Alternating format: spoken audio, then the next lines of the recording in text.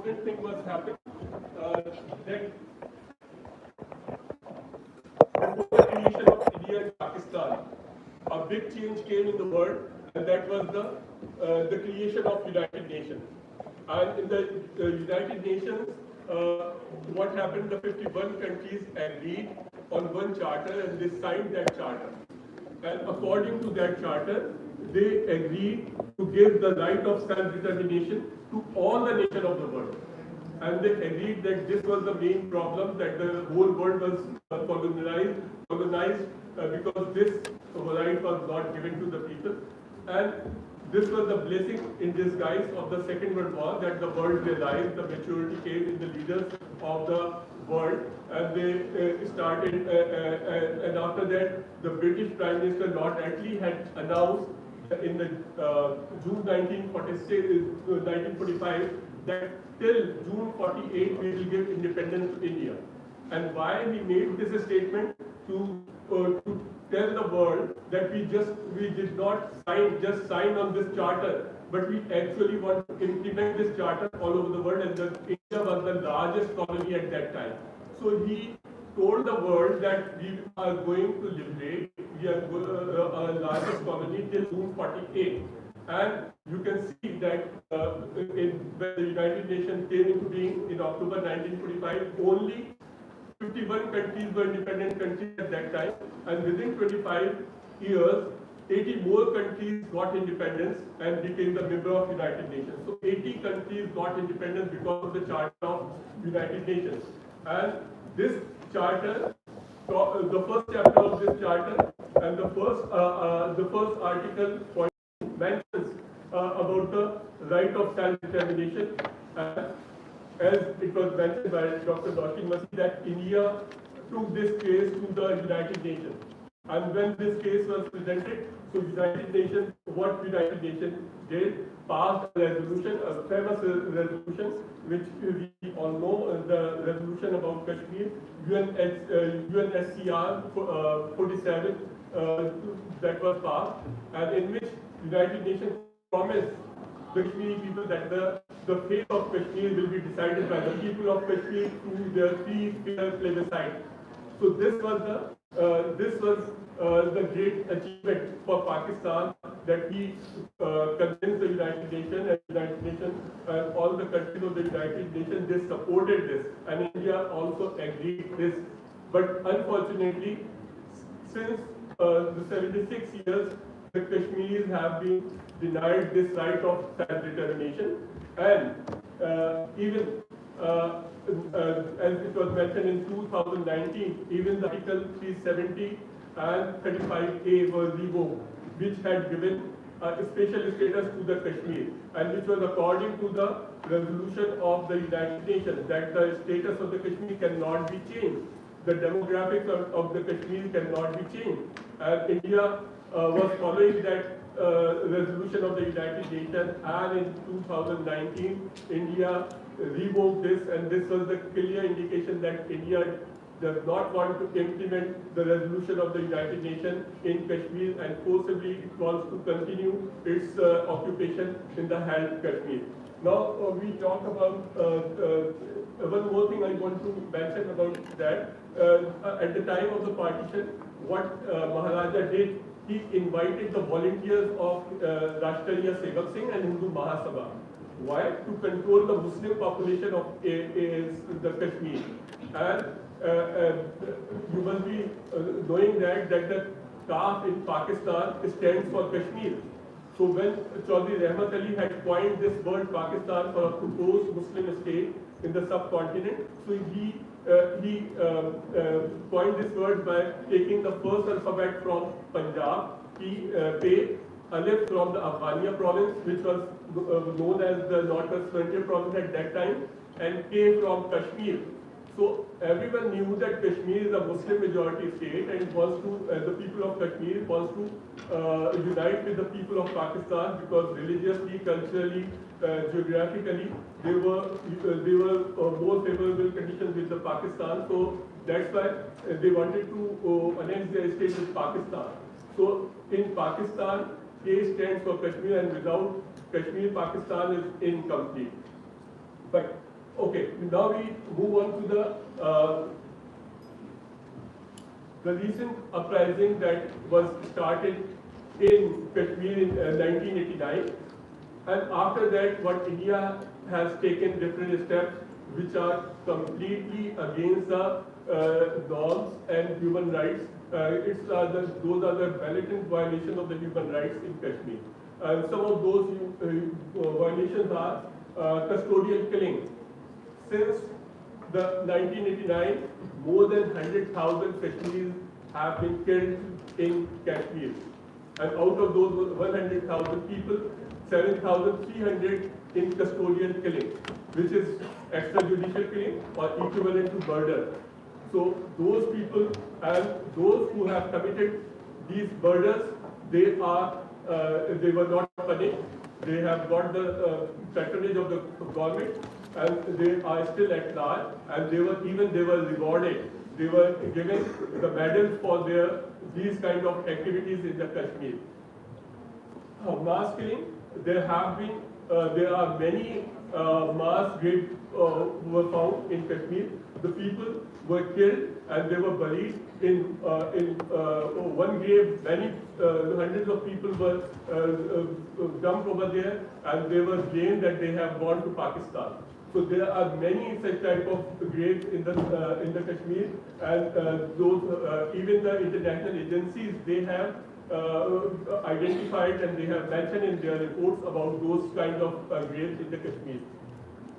Torture, all kinds of torture are against the human rights. In 1948, the United Nations had prepared a wonderful document, that Universal Declaration of the Human Rights, which mentioned that this is unacceptable and all kinds of torture are against the violation of the human rights. Even the convicted criminals cannot be tortured by the state. But this is very common practice in the Kashmir. The people are arrested and they are tortured and they are killed in custody. Another heinous crime that Indian forces have committed in the Kashmir is rape, and they have used this as a tactics, as a strategy to humiliate the people of Kashmir. The women, when all the people are gathered in the name of a search operation, all the male persons are gathered in parks or in schoolyards and somewhere else, and then the armed personnel of the Indian forces, they commit such type of crimes, they lift it, and that's how they're trying to humiliate and they're trying to suppress the sentiments of the Kashmiri people who are fighting for their right of self-determination. Another heinous crime that was initiated by the Modi regime in the Kashmir is the use of pellet guns. And nowhere it is used to disperse the crowd. Water cannon are used, or baton charge or rubber bullets are used, but in Kashmir, the pellet guns were used, and even the General Secretary of the United Nations, Antonio Guterres, mentioned this, and they appealed the Indian government that not to use this gun, which is forbidden according to United Nations, such type of firearms. They also use people as a human shield, and the major who used this type of tactics in Kashmir was also given medal of bravery, who committed this crime. Okay, anti-human rights law, these were the human rights. I will mention only one about the Tata, terrorist and disruptive activities. All over the world, the norm is that a person who is presented before court is innocent unless proved guilty. This is the task of the prosecution to prove the guilt of that person, and India adopted that guilty unless proved innocent. Those people who are arrested according to terrorist and disruptive activities, and it means whatever charges are framed against them is true, and they have to prove their innocence before the court that they have not committed this crime, otherwise they will be punished. I will not talk about that because already Dr. Roshni Basi has mentioned on this, the ending of the special status. All the human rights organization, Amnesty International and Human Rights Watch, Asia Watch, and even United Nations have mentioned in their report. United Nations Human Rights Commission has mentioned the violation of Indian government human rights violation in Kashmir in their reports. And United Nations does not consider Indian TN as legally valid. It recognizes Kashmir as a disputed territory. Okay. Last slide. This is a case of implementation of UN Charter. As I mentioned that in 1945, this was a great task that the UN was created and this charter was approved, and there are 193 countries who are following this charter. And now, according to that charter, the Kashmiris deserve the right of self-determination. And this case is on the agenda of United Nations for 76 years, and this is the test case for United Nations to implement this charter. And it's a case of universally accepted. This is another issue is that there are divided families, like there were in East and West Germany. When the Berlin was divided, the people who were living on one side and the other family members who were living on the other side. And same is the case. So it's a grave human rights issue. According to the future strategy, as I propose that the main stakeholder of the Kashmir are the Kashmiri people.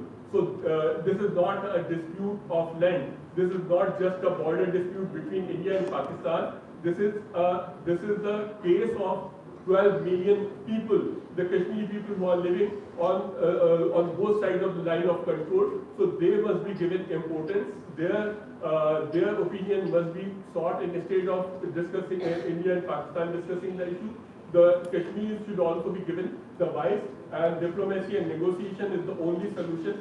War is not the solution of this problem. Thank you.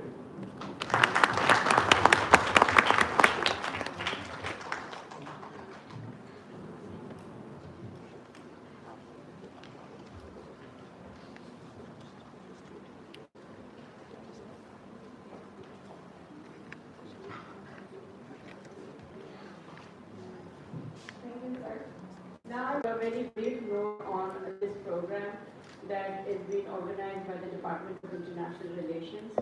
And it is the first program which the department has concluded, MOU concluded with NEMA. And we look forward to have more programs with the organization. And we have been doing many activities like that, seminar, conferences, and workshops. And I am sure that provides for our students especially, a good understanding of the issue. And I must appreciate the efforts of the team which we have developed. There is a very good team of workers. We have Mir Yasser, Amir Farouk, and Shanaz Kaufri, along with our instrumental chairman, Dr. Naeem. So, coming to the point that the topic that I have been assigned, and it is the legal aspects or legal issues related to the Kashmir conflict. I was thinking whenever I start any matter or issue of international relations related to, especially Pakistan, that what is the legality and what is the illegality in the issue. Well, I'll come back to this question that why there is a need to know the illegalities in the Kashmir dispute, because that you can answer and you can think of when I'll complete my presentation related to the to all the different aspects of the problem. Part of that has been already covered by Nosheen, that what happened in the doctrine or the agreement of accession. So I think that the entire episode of Indian adventure in Kashmir is actually illegal from the very first day till today. It's the story of illegality, each and every aspect and each and every step which the government has taken. Like for example, if I started from the doctrine of or the agreement of concession, it says that the right is with the princely state and the princely state had not been given that right. But one important point that has been written in the Indian Independence Act was that the matter of the area would be decided later. Whenever the situation be stable, then it would be settled by a reference to the people of Jammu and Kashmir. This right was never given to the people of Jammu and Kashmir, although India had accepted it. And in fact, this is the beginning of the illegality. The beginning of the illegality. And we come to the situation after August 2019 when India unilaterally revoked the Article 370 and 35A. And the students of international relations, they should know that what is the importance of the Article 370 and 35A. Actually, the status which the article had given to the Kashmiri that they will enjoy all the rights except in 4 areas, means defense, communication, finance, and then the foreign policy. These will be left, but rest of the decision making or the legal decision making will be in the hands of the Kashmiri people or the government. They will have a separate constitution, they will have a separate flag, they will have the right of buying the property. No other Indian, outside that territory, nobody will have the right of buying the property. The women, they can marry to any outsider, but the property rights will not be transferred to their children. So one can understand that how restricted that power or how 370 had restricted the use of right by the Indians. So it was actually a boundary that had restricted and that had given the power to the sovereign power, sort of partial sovereignty to the people of Kashmir, and that had been revoked by India in 2019. It means that, and in fact, there is another illegality. First, that it was not allowed. Second, why it is illegality? Because the doctrine, the agreement under which the constitutional amendment was made, it said that only the state of Kashmir will decide, the government of Kashmir will decide that what would be the future of this article. And there was no government in Kashmir at the time of when India decided to revoke the Article 370. Because Mehbooba Mufti's government was already sacked because the BJP government had support. I think that this was already decided. If BJP ने support किया महबूबा मुफ्ती को government बनाने में और फिर उसके बाद ये हुआ 2018 में उन्होंने सपोर्ट वापस ले ली तो महबूबा मुफ्ती की गवर्नमेंट खत्म हो गई और वहाँ पे स्टेट कंट्रोल गवर्नर आ गया उसके बाद then India revoke the article 370 because there was no state government अब अगर देखा जाए legally speaking the government, the Indian Parliament cannot pass such resolution. मगर उन्होंने pass कर दिया.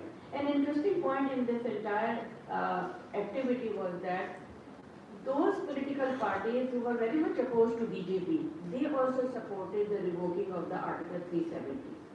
ये एक अजीब, यानी I think that the outside the Parliament they were against BJP, but inside the Parliament they were very much in line with the BJP's policy.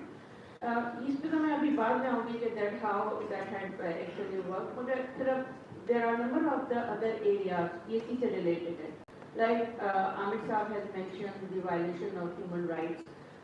There are a number of the articles of international Covenant on Civil and Political Rights, the Universal Declaration of Human Rights that has been violated continuously, continuous violation in the occupied areas like extrajudicial killing, arbitrary detention, torture, forced disappearance, restriction of freedom of expression and movement. And these, all these actions, they all constitute it's a bundle of the rights, violation of the rights.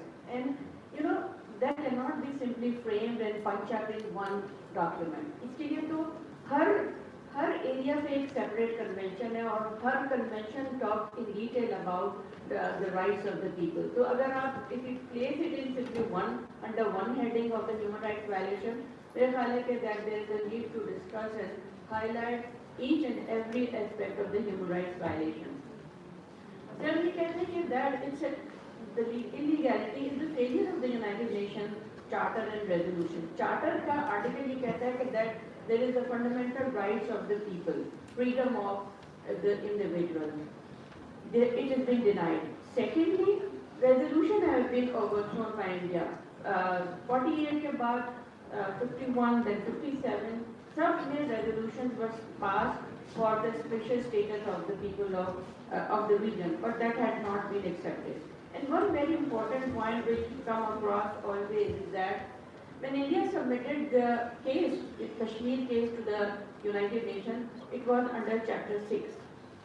Settlement of dispute. यानी India ने फंस गया ना India वहाँ पे. That they had actually submitted the dispute, that the case of Kashmir as a dispute. It was under Chapter 6 of the United Nations Charter.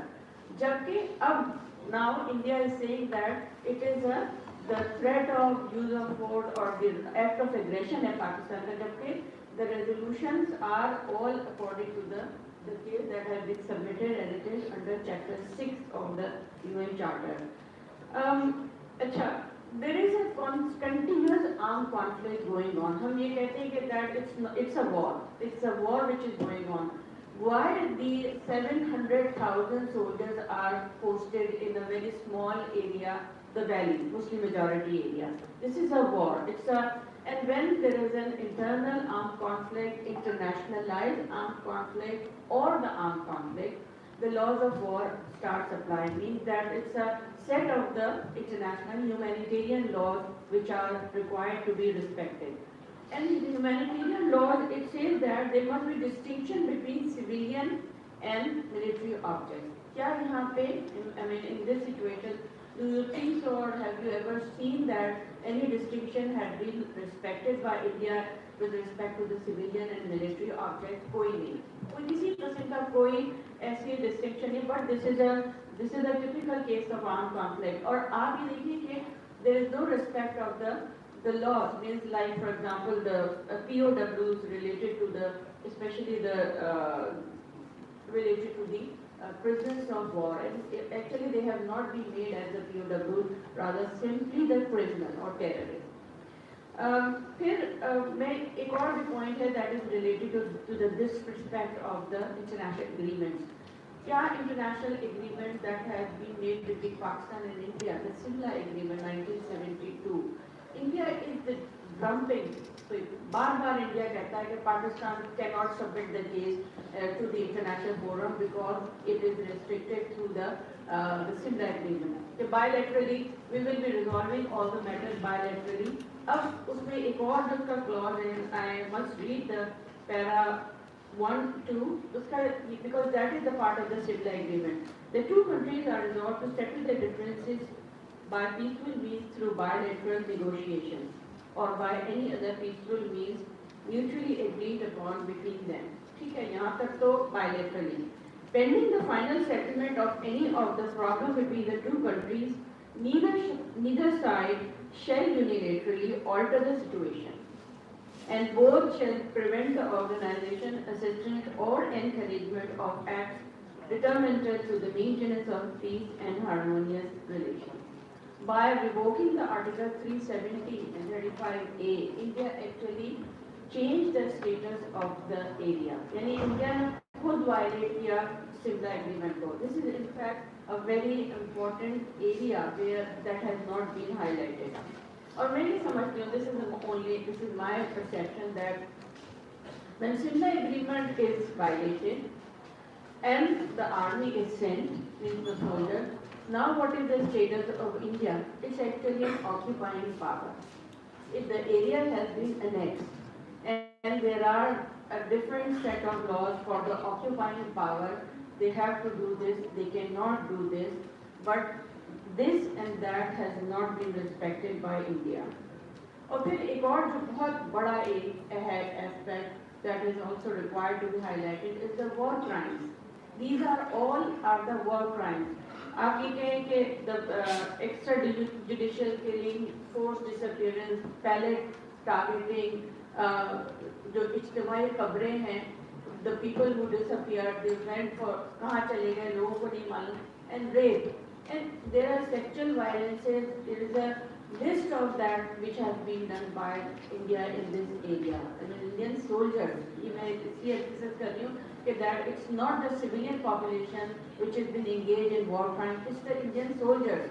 And कभी ये भी ख्याल आता है कि that what is the training level of the training and what the morality that has been inculcated in the Indian soldiers, that when they are involved into, यानी वो लोग तो बेचारे they have been confined to certain places और उनकी जो dependency है या उनकी मजबूरी को इस तरह इस्तेमाल करना कि that they have कि उनके साथ इस तरह के war crimes किए जाएं. I come back to the first question, that is why there is a need. आपके ذहन में भी यही सवाल आता है कि why there is a need to have the legal aspect, knowing the legal dimension of any study. एक तो ये कि when you highlight the legality and illegality in any matter, actually that affects on the diplomatic relations of the state. यानी state, the world state, the international community mobilization and involvement into the matter requires that the state which is suffering, लोग जो suffer कर रहे हैं, their illegality should be highlighted. अगर आप everything is being portrayed and India is saying it that everything is fine and rosy in the area और सिर्फ कुछ particular area में हो रहा है, ऐसा नहीं है. The Muslim majority area is under immense suffering. इतनी suffering है. I mean, it's not just like Gaza, obviously. मगर आप ये देखिए कि the populism which is developing in the world, it requires some kind of feedback or information that this is the illegal activity which India is doing, and it is being hidden from the eyes of the world. दुनिया को मालूम होना चाहिए कि किस तरह की illegality है, और खास तौर पे especially those states who want to have good relationship with India, that look, India is not different from Israel. These two states have common interests, common goal, and almost common targets. Pakistan को क्या करना चाहिए, मैं अक्सर ये सोचती हूँ कि that what should we do? I mean, should we remain the same way? We should continue to organize seminars and then continue like that. But I think that three, four things which Pakistan can propose is that एक तो Pakistan should convince the International Commission of the Red Cross to go and monitor the area. India जो है वो उन्होंने they have restricted the movement of the International Human Rights Committee, जो Human Rights Watch है, Amnesty is not allowed to go. उनको engage करने की बहुत सख्त ज़रूरत है. And then I think China could also be brought. I mean, when India can easily violate the provisions of the Simla Agreement, so I think Pakistan should also work to bring the third party into the mediation or at least for the resolution of the issue. And Pakistan can also file a case, an advisory opinion, sort of, just like South Africa has filed in the International Court of Justice. Why not Pakistan? Because what I think is that the Pakistan's legal position is very strong compared to India. India के पास इतना ज़्यादा उसमें legal support नहीं है. वो सारा that is the entire political work that they are doing. So Pakistan can engage some legal experts, legal lawyers, collect the data, submit it to the United Nations, and then it could work. It could help Pakistan stand. At least that can be done in a much more. Dear audiences, please welcome Professor Dr. Khalid Mahmood Iraqi, Vice Chancellor, University of Karachi.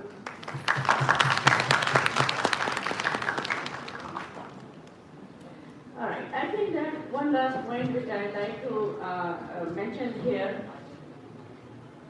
is that I think Pakistani researchers should be engaged in at least compiling the data of the activities of the Indian officers, the military officers, the politicians who are talking third about the human rights and the situation in Kashmir. And I think that this work can be done at a very lower level.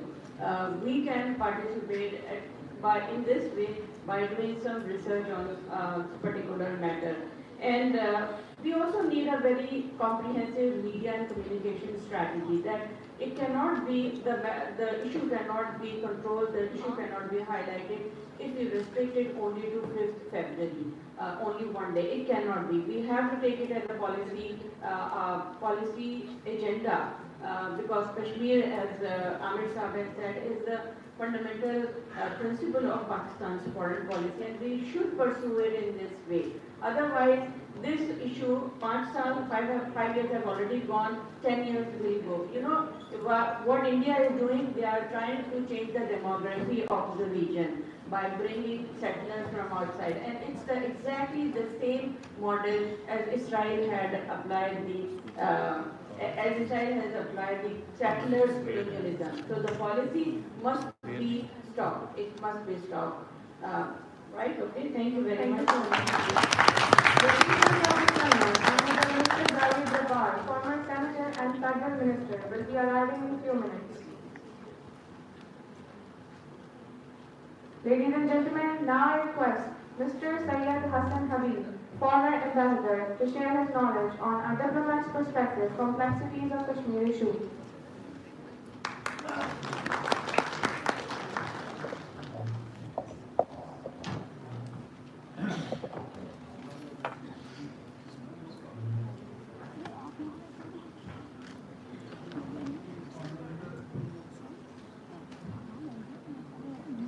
Honorable Vice Chancellor Dr. Rafi, Dr. Tabassum, Umodo retired Ali Abbas, Honorable Secretary, ladies and gentlemen, and dear students.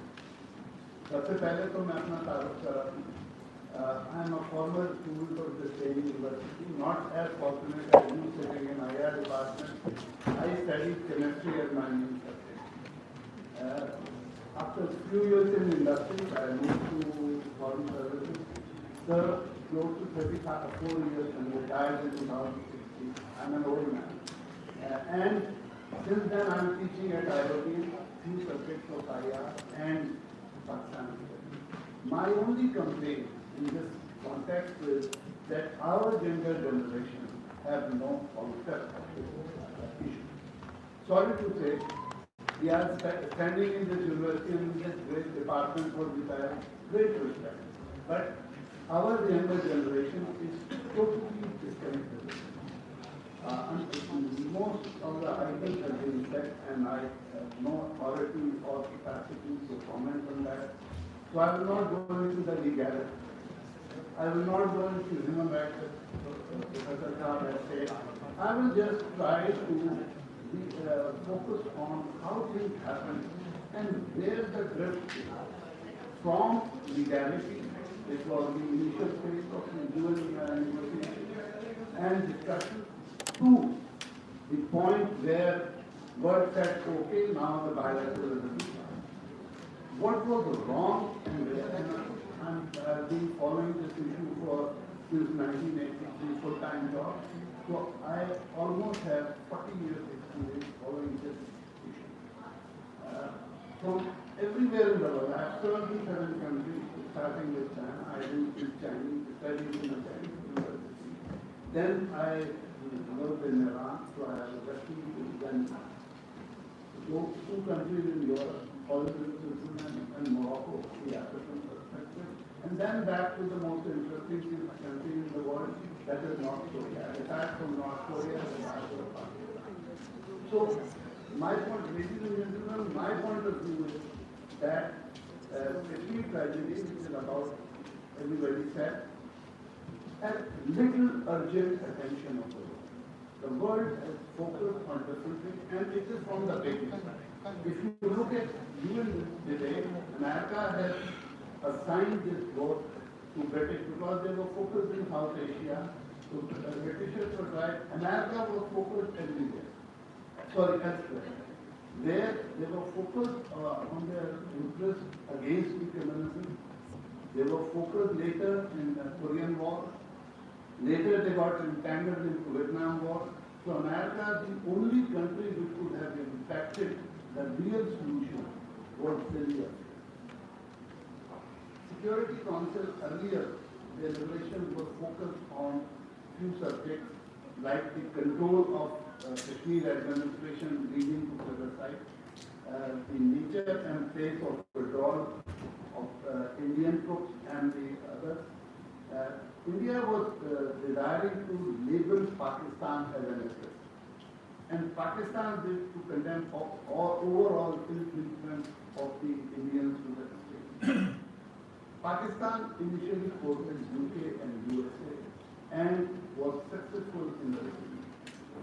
So much so that on 11 September, Raja said, quote unquote, the safety of North-West frontier region is the world concern. It's not only Pakistan's issue. Both India and Pakistan rejected the initial Nixon plan. Ladies and gentlemen, the chief guest has arrived. Please welcome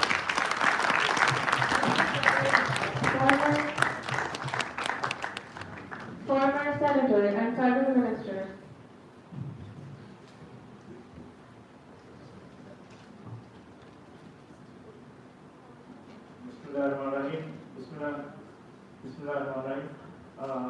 With apologies to Ambassador Sayyid Hassan Habib, I'll just take a minute to welcome our honorable dignitary chief guest, Mr. Javed Jabbar. He was eagerly awaited, and we're very fortunate to have him as our chief guest. Sir, thank you very much for your gracious presence and sparing your time out. Sir, this activity is being held jointly by National Institute of Maritime Affairs, Bahria University, and Karachi University International Relations Department. Under an MOU which was concluded between NIMA, National Institute of Maritime Affairs, and IR Department of Karachi University. The HOD of IR department also, Mr. Naim Saab is here, sitting on your left. Dean, Miss Madam Shahzad Tabassum, Arts and Social Sciences, sitting on your left, and Honorable Vice Chancellor, Mr. Raki is also sitting on your right. Sir, so far we have had 3 lectures in the first phase. First by Miss Noshin Wasi. She explained the genesis and the background of and the political dimension of the Kashmir issue, followed by Mr. Amir Sultan, who apprised us the human rights dimension of the Kashmir issue, and followed by Professor Dr. Shahzad Tabassum. She narrated the legal dimensions, and she highlighted various legalities and illegalities of the Kashmir issue. Currently, the speech which is going on is by former Ambassador Sayyid Hassan Habib Saab, and he is very kind to give me a minute to welcome you, sir. Over to you, sir.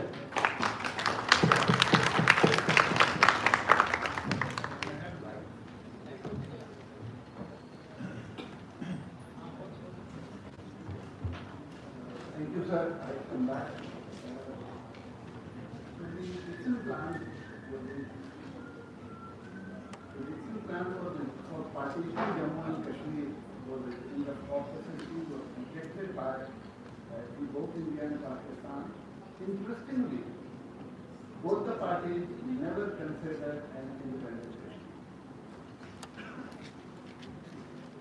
The UN deliberations were a disappointment for all the stakeholders. United States, as I said, was really elsewhere. And between 1948 and 57, Security Council debated this issue 18 times. And what they secured was a ceasefire and a guarantee from both participants not to move forward. Ladies and gentlemen, Pakistan and India direct negotiations started in 1953. The United States continued to exercise their influence through bilateral channels and was keen to avoid war. Now, the most interesting quote that I have is that dividing the states, Secretary of State John Joseph Foster wrote to a memorandum of Eisenhower, is the only solution that will have practical survival. Nehru readily agreed and said the partition could be done on the line of control. Pakistan strongly rejected this idea. Then the US was building an alliance of anti-communist countries and Pakistan. While India rejected it, Pakistan immediately joined it, and Pakistan started getting weapons and other support. With this, Kashmir got embroiled in Cold War as Russia started vehemently supporting India in all this. By mid-1950, our dear friend China position on Kashmir was almost neutral. And the Chinese government adhered to a neutral extent and refrained from conceding the Kashmir to India, but remained neutral. But 1964-62 war of Nifa changed this calculus. China became more supportive of Pakistan's stand, and as Dr. Saiba said, it occupied almost 15% of Kashmir. So for them, it was a better option that the issues remain independent.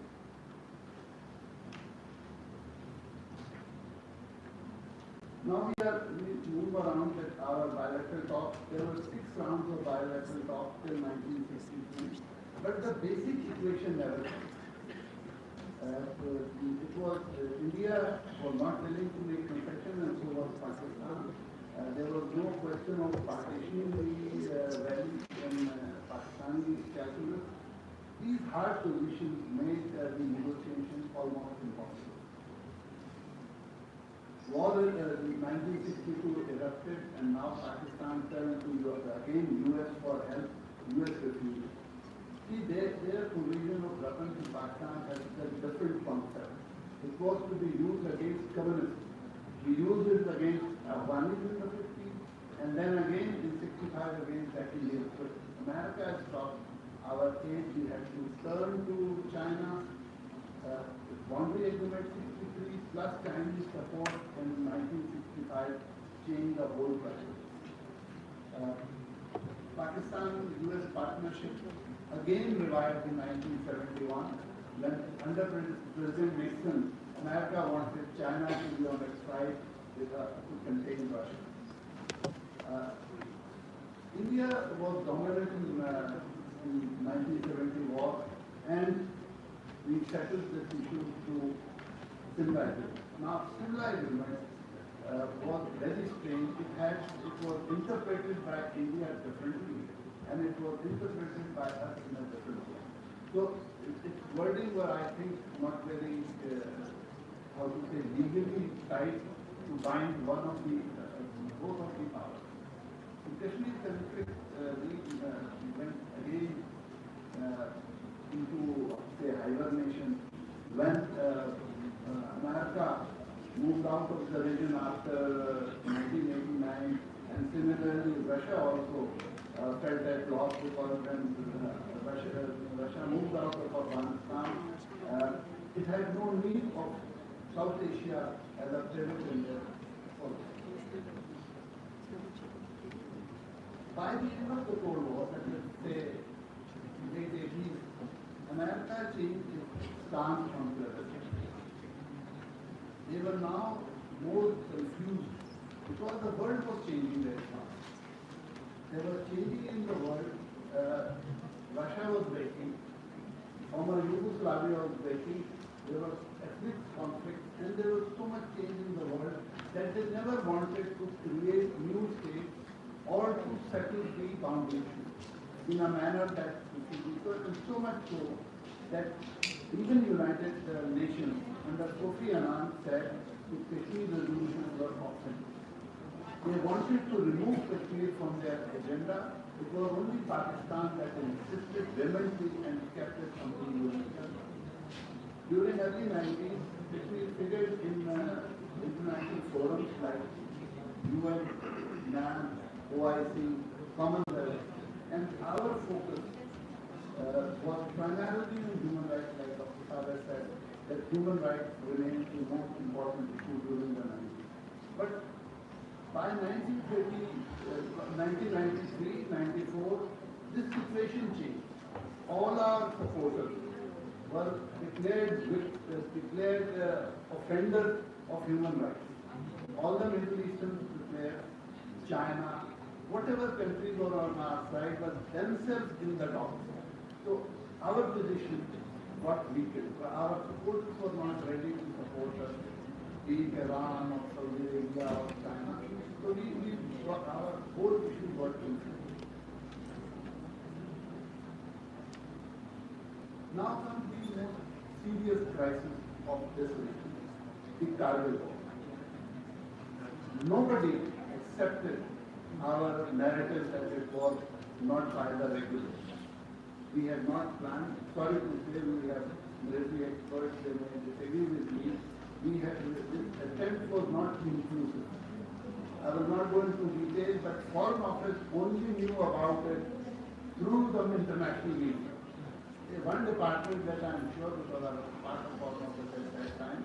So the Kargil was much, how to say, a big disaster than we had calculated, and it ended in Pakistan being declared offender, so much so that the President Commission came to Pakistan on a very short address and addressed the Pakistani nation. He was very brilliantly, he said, you cannot draw bloods, I quote unquote, this era does not reward people who struggle in vain. Remember the word in vain, to redraw borders with blood. And Clinton left a legacy which was followed by Bush was not as smart to create a policy, and that was to treat India and Pakistan separately. 99 was the point when the world decided that the solution should be done by bilateralism, and secondly, Pakistan was a weaker state, and Pakistan should be supported to receive aid to Pakistan, be economic or military or whatever, and India's role as an emerging regional power and a counterweight to China. Now this was appearing, and we were, so it was our diplomatic irrelevance from that point, which later built into, how to say, people not listening to us, which in 2019 came to the point where we were presenting our position a very right cause where India violated legally, but nobody in the world reacted. The network was closed, human rights violation, felt gun, whatever we wanted to tell the world, nobody was interested. Because the world has now realized that India has a position. Indian magic of democracy, huge market, and their narrative was and the most smart event that we should all remember was American desire for war on terror. We were their major ally, we were declared major non-NATO ally in war on terror. But when we facilitated every meeting with Al-Qaeda elements in Afghanistan and Kandahar, the whole perception. Now, why it was done, why we were not smart enough to hide this meeting, but that point, India took up. India changed its position and came back. So now there was a strategic shift in the Indian position and not in Pakistan and the country's support.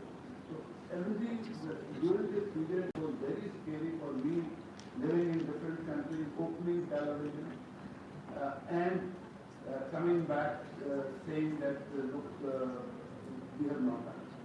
Okay. We had, but nobody came up with a blueprint for solution. That they were counseling us and they were not coming back. And lastly, let me conclude with, I'm sorry if I went out of time. No global power has enough states in Kashmir conflict or leverage to arrive at this. It's very interesting to note that one day they have no interest, no great interest. And one important element missing from the Kashmir calculus was a violent uprising by the Kashmir, except Pulwama and Lodhi. In the long run, only US can do something and give us the Thank you very much.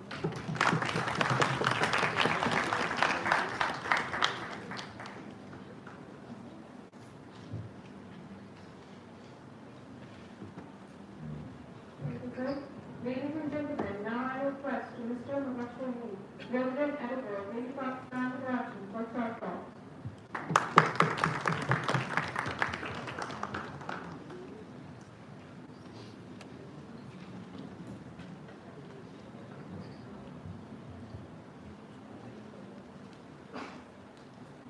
Bismillahirrahmanirrahim.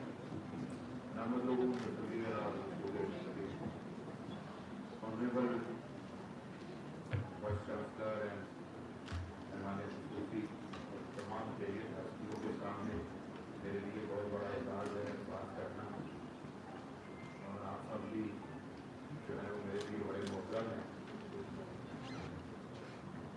Kashmir जो है as a Kashmiri मैं समझता हूँ हमारा मसला नहीं, कश्मीर हमारा अपना है। प्रोफेसर साहब ने कहा कि 1846 से एक मसला शुरू हुआ इंसानी हकूक़ का। थोड़ा सा पीछे जाना चाहूँगा, मसला उससे भी पहले शुरू हुआ था। मुस्लिम जेनोसाइड जो है उससे पहले भी उसकी तारीख मिलती है और हमारा भी खानदान कुछ उससे मुतासरा खानदानों में शुमार हुआ। बहुत से लोग बकैया में गए, अपने अकायद को हाइड करने की मजबूरी में मारे गए, हिजरत कर गए और पंजाब के कई शहरों में आके आबाद हुए। मैं भी चूंकि उसी खानदान का एक फर्द हूँ, इसलिए थोड़ा सा मेरी एसोसिएशन जो है वो डिफरेंट है।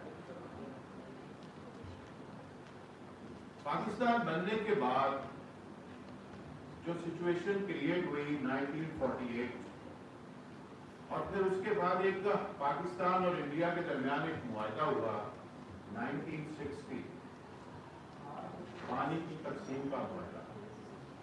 दोनों मुल्क कश्मीर के पानियों की तकसीम का मुआहदा कर रहे थे, लेकिन कश्मीरियों के मुस्तकबिल पर बात खत्म नहीं हुई। क्या ये अच्छा होता कि कश्मीर के मसले को पानी की तकसीम के मुआहदे के साथ मुंसलिक किया जाए? 2010 में मेरी मुलाकात इटली के शहर मिलानो में प्रोफेसर वीटो से हुई, जिन्होंने पाकिस्तान कश्मीर के वाटर अकॉर्ड पे पीएचडी कर रखी थी।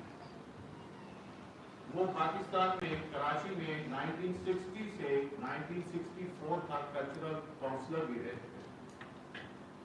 उन्होंने मुझे अपनी फाइंडिंग बताई कि पाकिस्तान और इंडिया के दरमियान जो वाटर अकॉर्ड है वो पाकिस्तान के हक में है।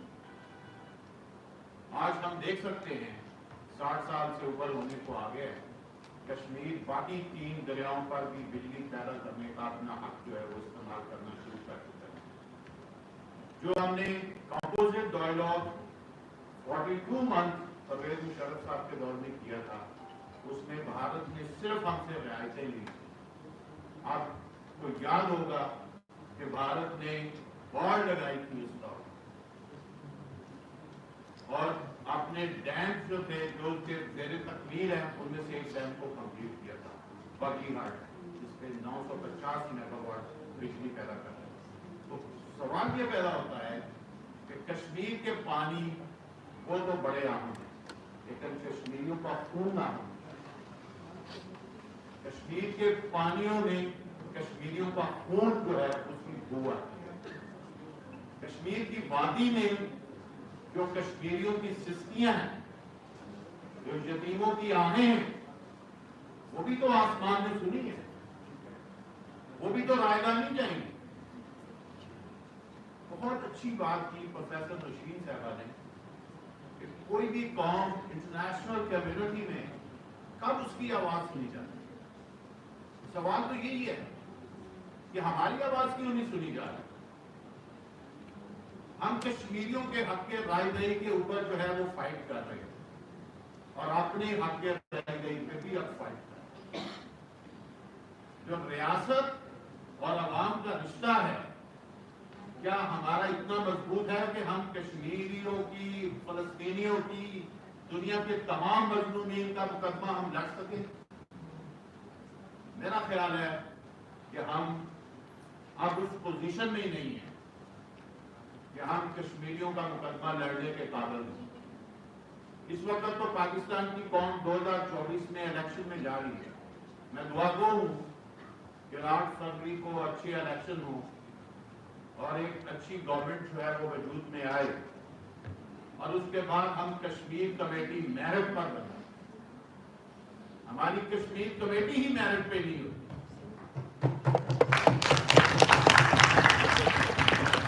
वो शख्स जो ये कश्मीर कमेटी का चेयरमैन बनता है जिसे कश्मीर के हदूदर्रे का नहीं पता, जिसने कश्मीर देखा ही नहीं होता।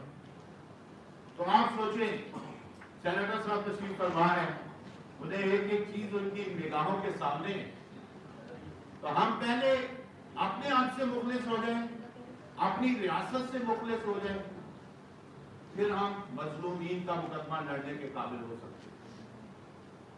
अब ये भी देखना पड़ेगा कि क्या कश्मीरी जो है, उनका कश्मीर का नौजवान जिसकी इंडिजिनस जो है वो मूवमेंट चल रही है 1989 से, क्या उसे हमारी जरूरत है?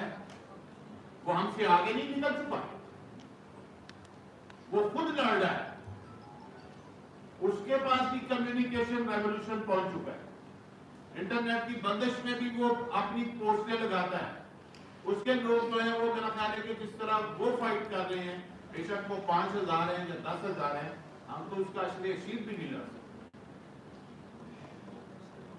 तो जब तक हम अपनी ताकत जो है वो दुनिया के सामने उस अंदाज से पेश नहीं करेंगे कि हमारी आवाज सुनी जाए, तब तक मेरा ख्याल है कि इस मुकदमे को आगे बढ़ाना मुश्किल होता जा रहा है।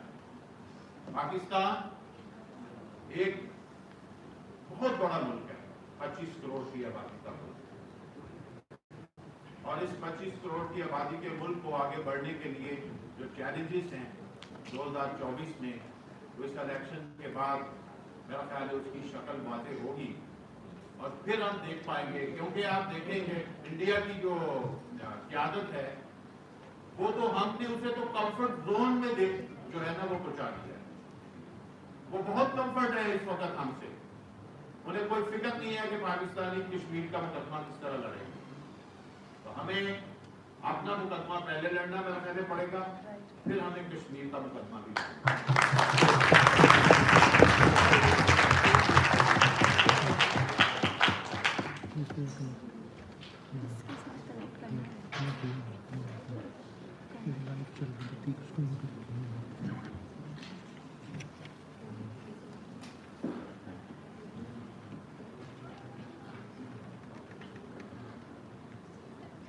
Now we would like to open the seminar for question and answer session. Over to you, sir.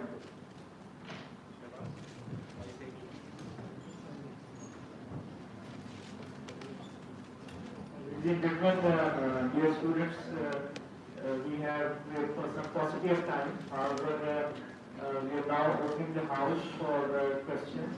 And if there और हमारे पड़ोस मुल्क में, और इसमें मैं एक शोविनिस्टिक अंदाज में, इम्बैलेंस्ड कोई और मुल्क नहीं है दुनिया में जो जिसकी पॉपुलेशन 240 मिलियन हो, जिसकी टेरिटरी माशाल्लाह 1 लाख किलोमीटर हो, स्क्वायर किलोमीटर, और जिसके पास 4 सूबे हो सिर्फ, और उन 4 सूबों में भी एसिमेट्री, एक सूबे की आबादी 3 सूबों के ऑलमोस्ट इक्वल, और एक सूबे का रकबा दूसरे 3 सूबों के ऑलमोस्ट बराबर, और सबसे कम आबादी। So world's most asymmetric federation. We did not change, we did not adapt before 71 and even after 71. हालांकि फिर कई और खूबियां हैं, हमने 1972 के बाद बचा कुचा पाकिस्तान को महफूज रखा है आज तक, बावजूद सारे हमारे मसाइल के, we need to acknowledge that we have the capacity to survive. और गुज़िश्ता 50 साल में हमने एक पाकिस्तानियत को भी इल्तिफ़ाक़ के जरिए डेवलप किया. We feel that we are Pakistani. We salute the flag. Our hearts are moved when we hear the national anthem. What a beautiful national anthem. हर एक पाकिस्तानी के दिल को छूता है. और ये है पाकिस्तानी के जरासीम का जड़ of Pakistanian. And yet we have not been able to face the Kashmir challenge fully. We've tried, but जैसे बिल्कुल सही कहा गया, from a legal, moral, diplomatic standpoint, Pakistan has almost always taken the right stance, the right position. ये एक अलग बात है कि we have had a dualistic division between the Foreign Office and the Army, जिसको बहुत शौक है अपने आप को फैलाने का, और जो बड़ी मुस्बित चीजें करती रही है, लेकिन कुछ मंफी पहलू उसमें भी मौजूद है. और उस कॉन्ट्रडिक्शन की वजह से those contradictions have come to the fore in our handling of Kashmir.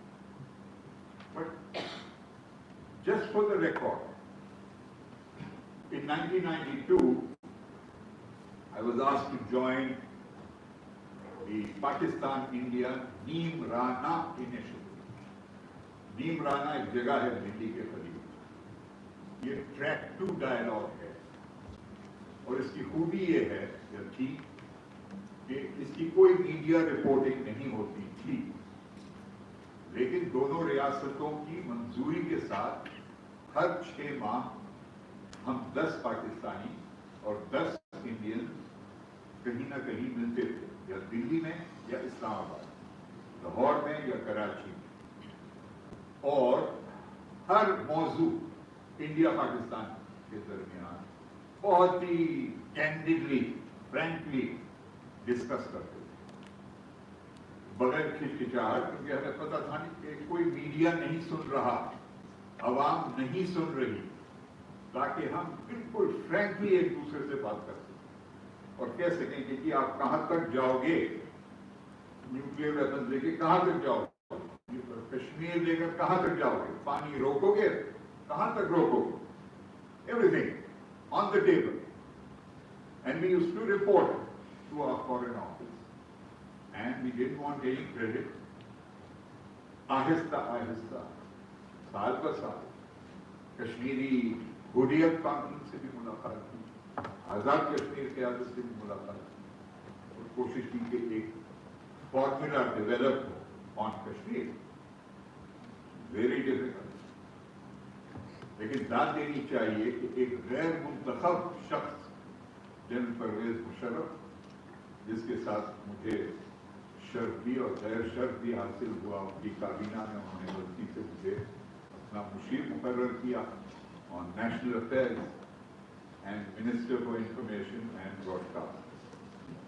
वो रिश्ता 1 साल जारी रहा, क्योंकि फिर मेरे कुछ इख्तिलाफात हुए जनरल साहब से. मैं चाहता था कि वो जल्द अज जल्द ऐलान करें कि कब वो कुर्सी छोड़ेंगे, और नहीं छोड़ना चाहते थे, वो दैट्स हिज राइट.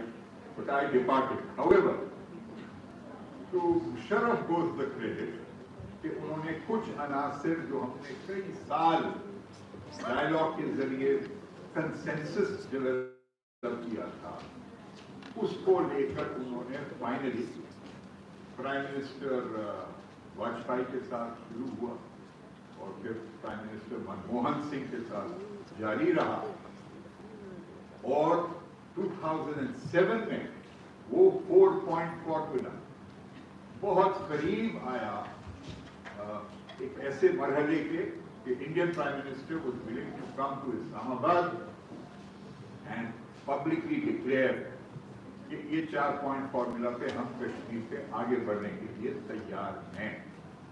लेकिन जनरल मुशर्रफ ने बहुत ही बड़ी गलती की by dismissing the chief justice of Pakistan, which completely derailed his government, led to the lawyers' movement, and the Indian Prime Minister decided to cancel this meeting. And it is relevant to know that the Americans, even though they had disengaged, did continue to support. I was with President Musharraf when President Clinton came for that one-day visit, and I was one of the 6 people present in that room when the dialogue took place. And अगर आप कभी गलती करना चाहें तो मेरी किताब पढ़ लीजिएगा, General in Particular Interactions with Pervez Musharraf. It is the only book, perhaps in the world, where I have reproduced the closed-door dialogue between Clinton and Musharraf, which included Kashmir. Because no one else was taking notes, I was the only one who took notes and decided to publish it. But what was that 4-point formula? Number 1, definition. When India talks about Kashmir, what does it mean by Kashmir? When we talk about Kashmir, what do we mean by Kashmir? India includes Gilgit and Baltistan. We don't include. We include Ladakh. India says no. Ladakh is a separate entity, don't include it in Kashmir. So, the first step has to be, let us agree that when we are talking about Jammu and Kashmir, which Jammu and Kashmir? Where does it start? Where does it end? इस पर ही बुनियादी मुआहदा जब तक ना हो, क्योंकि वो तो चाहते हैं कि आज़ाद कश्मीर पर भी उनका हमला हो, और उसके लिए उन्होंने नशिस्तें रखी हैं। लोकसभा में उन्होंने रिजर्व कर रखी हैं seats for people from Azad Kashmir. ये खुशफहमी है इंडियंस की। तो इतना जब गहरा एक मिसकंसेप्शन उनके जहन में है, so it is vital that both parties agree on what is Kashmir. The second D again has to be devolution. इख्तिदार को मुंतकिल करना इस्लामाबाद से मुजफ्फराबाद और न्यू दिल्ली से श्रीनगर। बज़ाहिर तो है आज़ाद कश्मीर की एक आज़ाद हुकूमत और बज़ाहिर तो है कश्मीर की भी अपनी हुकूमत है, लेकिन real term all power rests in Islamabad and New Delhi. The real power does not exist in Muzaffarabad or in Srinagar. So unless we devolve power and allow the people of Kashmir to actually use power and authority, there cannot be any forward progress. The third has to be dialogue. Dialogue not just between Pakistan and India, but a 4-way dialogue between India and Pakistan, the government, the elected or political leadership of Azad Kashmir, and the elected and political leadership of Indian occupied Kashmir. That makes it a comprehensive dialogue. Abhi tak, the representatives of Kashmir do not participate in the bilateral dialogue between India and Pakistan. They are excluded, both by us and by India.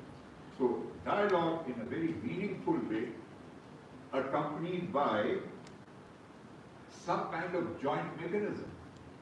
Maslan, Azad Kashmir की assembly elect होती है, और बेशक हम श्रीनगर की assembly को मानते नहीं मानते, जैसे वो नहीं मानते, उनके मुंतखब नुमाइंदे और हमारे मुंतखब नुमाइंदे मिले और बातचीत शुरू करें फिर, और साथ साथ इसके trade which had started during Musharraf's time, travel and tourism. चौथा और आखिरी डी है डीमिलिटराइजेशन। कि आहिस्ता आहिस्ता जो अफवाज इंडिया ने भर रखी है Indian occupied Kashmir, 600,000 troops, 700,000 troops. By one estimate, it is the most militarized region in the whole world. हमारी तो कम है तादाद, लेकिन हम भी म्यूचुअल ट्रस्ट बिल्ड करके डायलॉग के जरिए, डेवोल्यूशन के जरिए start reducing the number of troops. अगर ये 4 कदम उठाए जाएं, then we might come to a place where we say, this is the solution for it. So that was the vision. Unfortunately, with the BJP government led by Hindutva fanaticism, और आपने खबर पढ़ी होगी कल दिन में अंधेरी रात में सूरज निकलने से पहले दिल्ली में जो उन्होंने मेहरौली डिस्ट्रिक्ट में एक 600 साल पुरानी अजीम मस्जिद को डिमोलिश किया। After having given an assurance to the court कि हम इस एरिया के किसी मस्जिद को हाथ नहीं लगाएंगे। That's the kind of mindset that prevails in India. So Hindutva is not just a danger for the Muslims of India, it is a danger to the rest of the world. It is threatening peace in South Asia. It is threatening the sovereignty of Canada and the United States, where they are authorizing the assassination of people who are from Palestine, the Palestine group. तो इसको इस awareness को build करने के लिए Pakistan has to invest in an international communications campaign that is sophisticated, credible, balanced, और सिर्फ जिसमें इंडिया बुरा है, इंडिया बदमाश है और हम फरिश्ते हैं और पाकिस्तानी और कश्मीरी बहुत अच्छे लोग हैं, इस तरह का इम्बैलेंस इनएक्यूरेट नैरेटिव लेकर अगर हम दुनिया के पास जाएंगे हमें कोई नहीं मानेगा। हमारी जो खामियां हैं उनको भी कुछ तस्लीम करना पड़ेगा और उन खामियों को खत्म करना पड़ेगा। 2,40,00,000 बच्चे स्कूल ही नहीं जाते। लोएस्ट ह्यूमन इंडिकेटर्स में माशाल्लाह हम 150 कंट्रीज ऑफ द वर्ल्ड में we are in the last 15। Even in South Asia, हमारे human development indicators are worse than every other country except Afghanistan. So शर्म की बात है। But we are one of the world's 9 nuclear powers.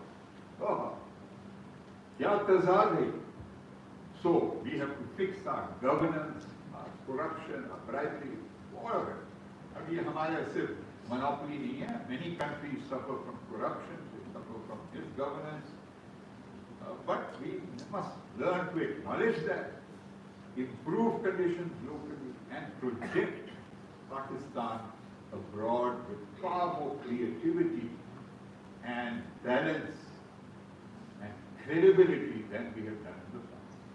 So आइंदा 5 से 10 साल पाकिस्तान के तासुर को बदलने की कोशिश करकर, उसकी हकीकत को बदलने की कोशिश करकर, after 10 or 15 years we will be more effective in trying to mobilize global support for justice for the people of Kashmir. Whether we use the 4-point formula then or some better ideas might emerge in the next 10 or 15 years.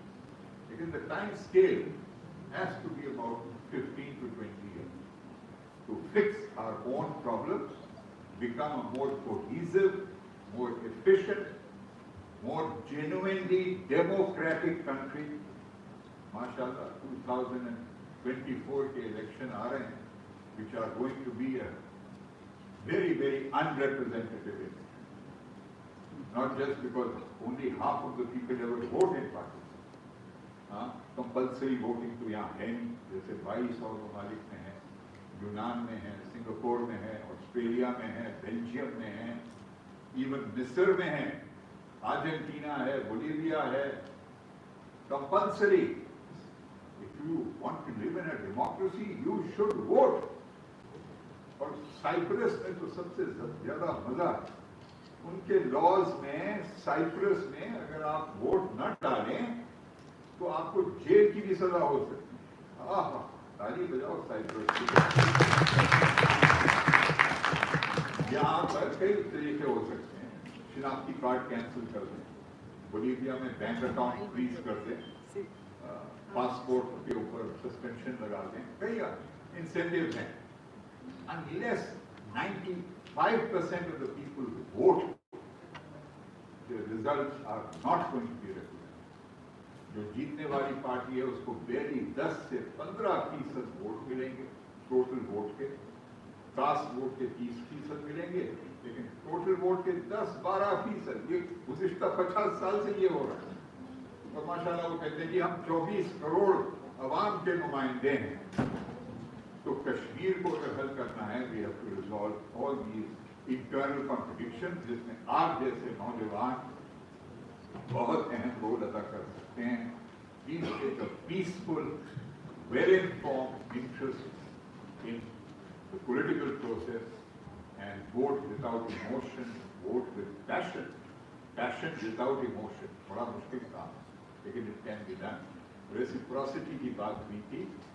I've already presented to you the 4-point process, which is now suspended because the BJP government हमारा track 2 dialogue नहीं जारी रखना चाहता, उसकी बदनीयती का ये सबूत है.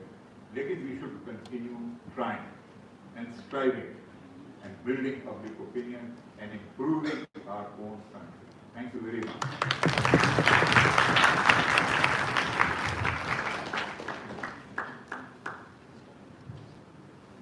Now I would like to invite Professor Dr. Khalid Mahmood Iraqi, Vice Chancellor, University of Karachi, for closing remarks.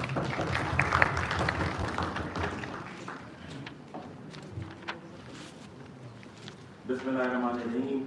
Chief Guest, Mr. Javed Abbas Sahab, Vice Admiral Retired Ahmad Saeed Sahab, President NRMA, the speakers sitting on this stage, the faculty members, and Assalamu alaikum.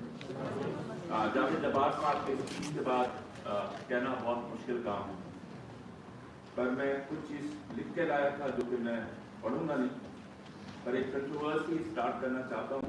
कहावत है, justice is always with the powerful. I live in a world where हम different forum पे बात करते हैं कि इंसाफ होना चाहिए हकीकत के बुनियाद पर, कानून के बुनियाद पर आज का इंसाफ पावर के बुनियाद पर. चाहे आज पैलेस्टाइन को आप पढ़ लीजिए, पूरी दुनिया एक तरफ, अमेरिका और इसराइल एक तरफ. तो पहली बात तो मैंने ये कही. दूसरी बात मीर साहब ने कही कि पाकिस्तान में अच्छे इलेक्शन हो जाए, पाकिस्तान में सिर्फ इलेक्शन हो जाए.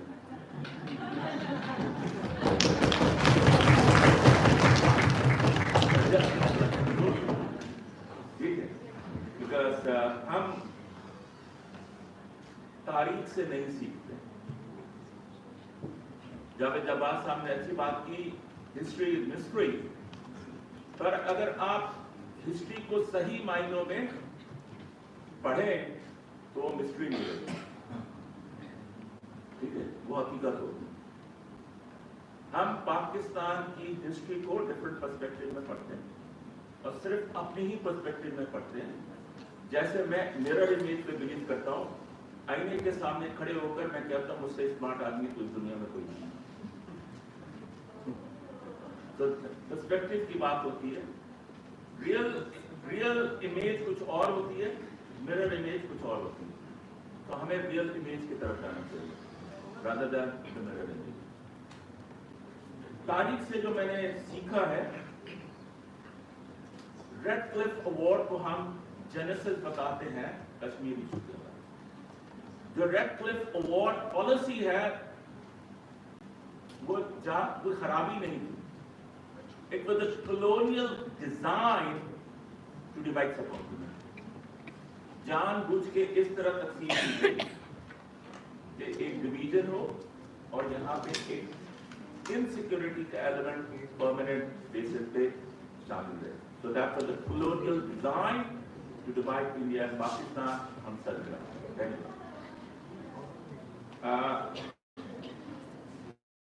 हकीकत क्या है? अभी जावेद जब्बार साहब ने कहा कि 600 साल पुरानी मस्जिद को डिस्ट्रॉय कर दिया गया. इससे ज्यादा जो एक इशू था, राम मंदिर का इशू था, बाबरी मॉस्क का इशू था. आज बाबरी मॉस्क एक सेटल इशू है, राम मंदिर बना दीजिए.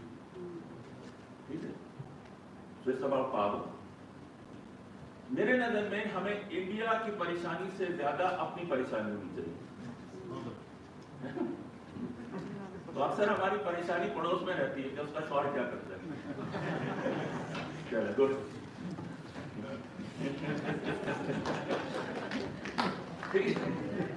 तो परेशानी हमें अपने घर की होनी चाहिए कि हम कर क्या रहे हैं। एंड अनफॉर्चुनेटली जो कुछ हम कर रहे हैं, इंटरनेशनल डिप्लोमेटिक रिलेशन में इमेज इज वेरी इंपॉर्टेंट। हमारा इमेज, आप खुद फैसला करेंगे कि हम किस इमेज के साथ इंटरनेशनली इंगेज होते हैं। We have a problem with Iran, अभी रिसेंटली वाकया हो गया। We have a problem with Afghanistan, we have a problem with certain Chinese provinces. तो हमारी एंगेजमेंट अपने हरकत पर भी थोड़ा तवज्जो करें। हर किसी से पंगा नहीं लेते जब तक आप इस काबिल ना हो जाए। तो पहली बात तो यह कि हमें अपने एनालिसिस खुद करने की जरूरत है।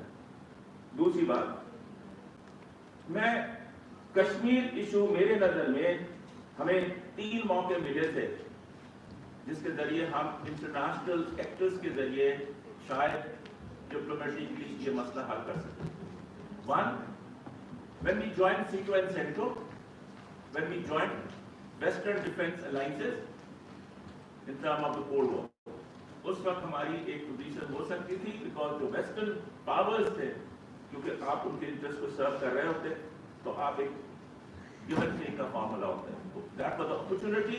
जब हमने C2 and CENTO साइन किया था तो हम कश्मीर इशू को उसके साथ लिंक करते हैं। पहली बात। देन अभी किसी ने कहा कि C2 and CENTO के वजह से ही हमने इंडस वाटर रिकॉर्ड साइन किया 1960। World Bank became a guarantor, the Western power became a guarantor. उस अपॉर्चुनिटी को भी हमने खोया। एंड देन जब्बार साहब मशरफ के मिनिस्टर में थे, अच्छा हुआ 1 साल बाद छोड़ दिया, तो इतनी अच्छी बातें करने। तो that was the war on terror. जब हमने वेस्टर्न अलायंसेस को इंटरेस्ट को डिफेंड करने की कोशिश की और इंगेज किया अपने आप को, जो कि हमारा, आज हम कहते हैं हमारी जंग नहीं थी, और उस वक्त जो कहता था हमारी जंग नहीं थी वो गद्दार था। तो 3 मौके मिले हमें जहां शायद जो कश्मीर इशू है उसको रिजॉल्व करने में कामयाब हो। तो कहने के लिए तो बहुत कुछ लोगों ने बातें की, तारीख से सीखने की जरूरत है। और एक स्लोगन पाकिस्तान में हम बड़े जोर और शौक से लगाते हैं, जो कि नहीं लगानी चाहिए। कश्मीर बनेगा पाकिस्तान, कश्मीर बनेगा Kashmir. Let the people of Kashmir decide for that. तो जो इंडिया कर रहा है, अब हम क्रिटिसाइज करते हैं, वही काम खुद कर रहे होते हैं। ठीक है, कश्मीर कोई एक खित्ता जमीन नहीं है, कोई जेवर नहीं है, इंसान रहते हैं और इंसानों को हक है कि वो सांस लें और अपनी जिंदगी अपनी मर्जी और मंशा के मुताबिक। Let them be free to decide about that.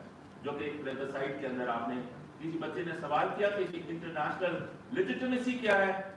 I think UNO का resolution, that is the plebiscite in Kashmir to let the people of Kashmir to decide about that thing. और पाकिस्तान में जो कश्मीर के राइट्स को फाइट करें on the basis of their self determination, on the basis of human right violation. हम अक्सर एक दूसरा मंत्रा पढ़ रहे होते हैं, गाना मुझे आता नहीं मगर मैं गाने की कोशिश करता हूँ। तो आप कश्मीर का जो राइट है वो ह्यूमन राइट्स के वायलेशन के ऊपर है। It's about on the basis of right of self determination and it is according to the United Nation resolution. उसके ऊपर काम करेंगे। आखिर में मैं मुबारकबाद पेश करता हूँ तमाम लोगों को जिन्होंने इस कॉन्फ्रेंस को ऑर्गेनाइज किया। जो आखिरी बात मैं कहना चाह रहा हूँ, कश्मीर, हमें जो इंटरनेशनल डिप्लोमेटिक लेवल पे बात करने की जरूरत है, कश्मीर का ताल्लुक सिर्फ पाकिस्तान और इंडिया से नहीं, इसका ताल्लुक साउथ एशिया की पीस एंड स्टेबिलिटी से। तो हमें एक ब्रॉडर एजेंडे को प्रमोट करना है. इट्स अबाउट पीस इन सब Asia. And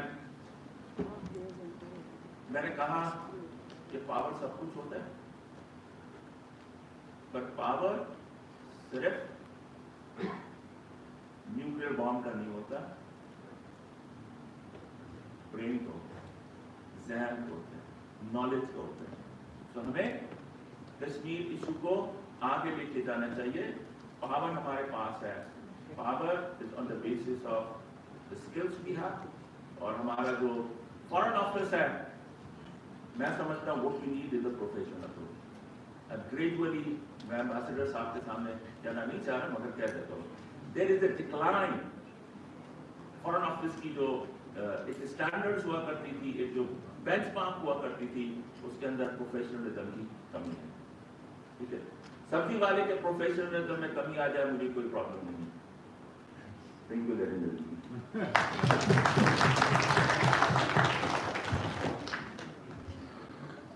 Now I would request Mr. Yasir Ali, Teaching Associate, Department of International Relations, University of Karachi, for concluding remarks.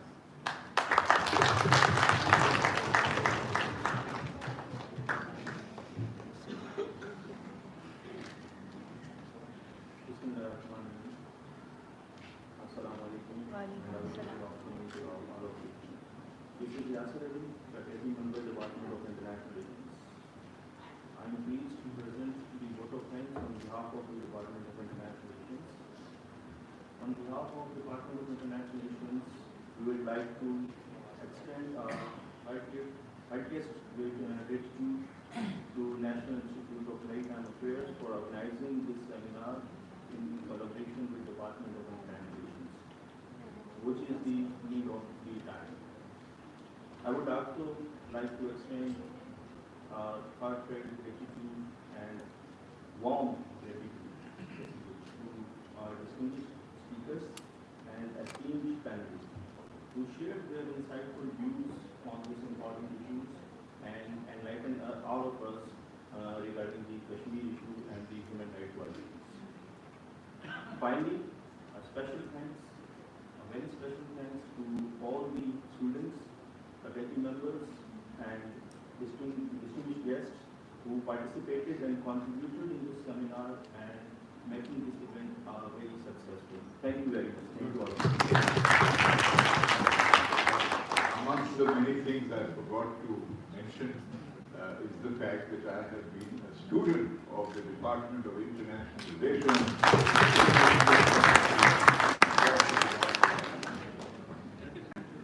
Now I would like to call Sumar Retired Ali Abbas, Satara Imtiaz Military, Director Nima Karachi, for vote of thanks.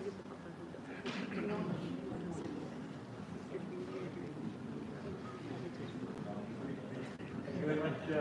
Dear students, please rest assured this is the last segment. And once again, on behalf of National Institute of Maritime Affairs, who has organized today's event in collaboration with IR Department of Karachi University and Delhi University, I extend my heartfelt, warm thanks and gratitude to particularly Honorable former Senator Javed Jabbar, who has graciously honored to my personal request and spare his valuable time to be here with us. And my thanks to Mr. Dr. Naeem for extending all of support of IR department and all the worthy speakers, Madam Shaisa Subasam, Madam Nafseen, and Honorable Vice Chancellor Dr. Khalid Mahmood Iraqi. And I think a very impactful speech also here. Before I close, I would also take one final comment from Dr. Khalid Mahmood, that is, knowledge should be our weapon. Power rests in knowledge, and we are all, as students, we are here for quest of knowledge. And in Quran also it has been highlighted as al-ilm al-salahi, knowledge is weapon, knowledge is sufficient. Take that, this is the key takeaway from today's seminar. that let's build power on the basis of knowledge, and let's promote our national stance and social stance and personal stance on Kashmir issue based on the real knowledge, not only the knowledge that has been acquired today, but I would request each one of you to dig deep into it and try to dig out the mystery which is hidden in the history. So that we can have a brighter future and vie for an amicable solution of Kashmir. I'll draw once again to linkage about the security, because it's a matter of security in the South Asia, and depending upon the dynamics, it's a matter of security. And as I said in the beginning, maritime security is a subset of national security and the regional security. So that is why it has a strong linkage. So once again, sir, thank you very much for hosting us and enabling us to host this seminar. And my gratitude to once again all the honorable speakers.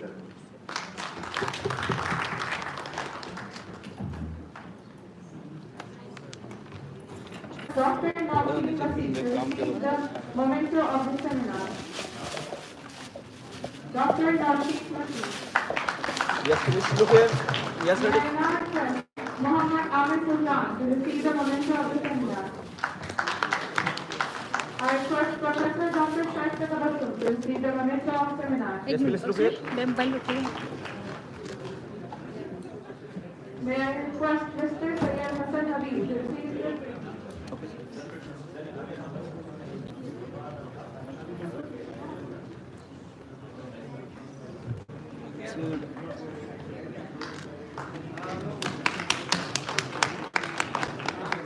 May I now request Mr. Sayyid Hassan Habib to receive the memento of this seminar.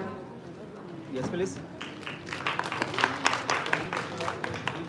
May I now request Mr. Mubashir Mir to receive the memento of this seminar.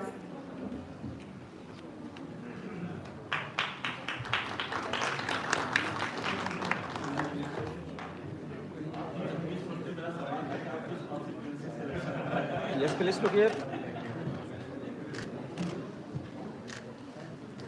I would now request Director, National Institute of Maritime Affairs, Karachi, Commodore retired Ali Abbas, retired Imtiaz Military, and Chairman International Relations Department, Dr. Naeem Ahmed, to present the souvenir to Honorable Chief Guest, Mr. Javed Jabbar.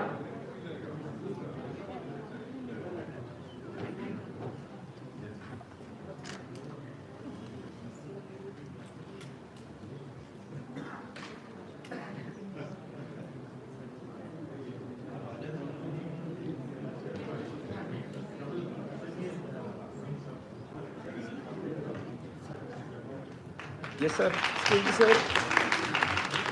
Yes, please.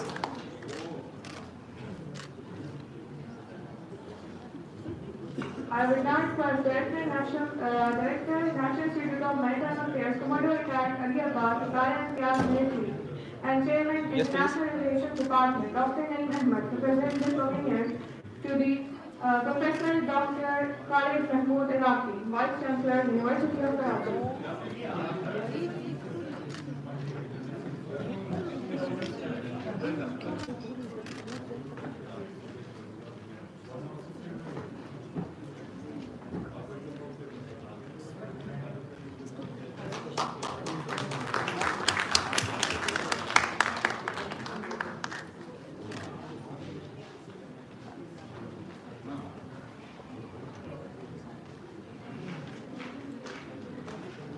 Yes, please.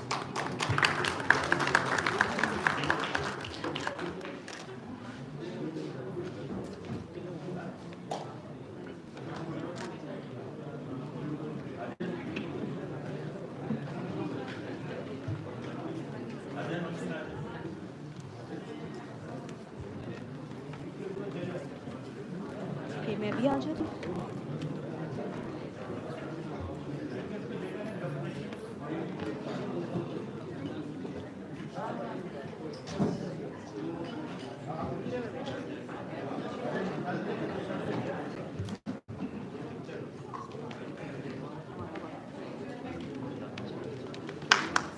Gold